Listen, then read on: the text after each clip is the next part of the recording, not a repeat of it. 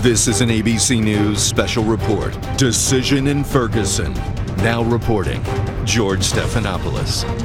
Good afternoon. We're coming on the air right now because I have just spent over an hour in a secret location with Officer Darren Wilson. He, of course, is the officer who shot and killed Michael Brown on August 9th. Yesterday, the grand jury decided not to bring charges against Officer Wilson. And today, we went over every single question dealing with those fateful 90 seconds on August 9th when he encountered Michael Brown. I asked him directly, did he shoot towards Michael Brown's back? He said no. He said Michael Brown reached into his car, grabbed for his gun, and that's why he feared for his life. He also said that later when Michael Brown left the car, he actually charged toward Officer Wilson, did not raise his hands in surrender, and that's why Officer Wilson said he had to shoot Michael Brown on that day. Well, he did say he was sorry for the loss of life, the loss of Michael Brown's life. He said he would not do anything different that day, that he did what he was trained to do. He was simply doing his job.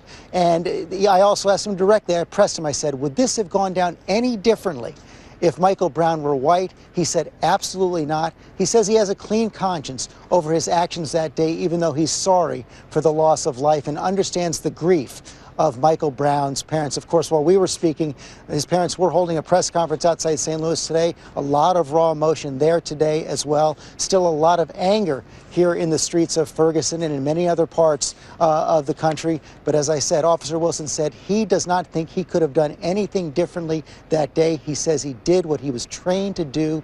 He has a clean conscience over his actions that day. We're going to have much more ahead tonight on World News with David Muir and Nightline, and I'll have more tomorrow on Good Morning America as well. I'm George Stephanopoulos in Missouri.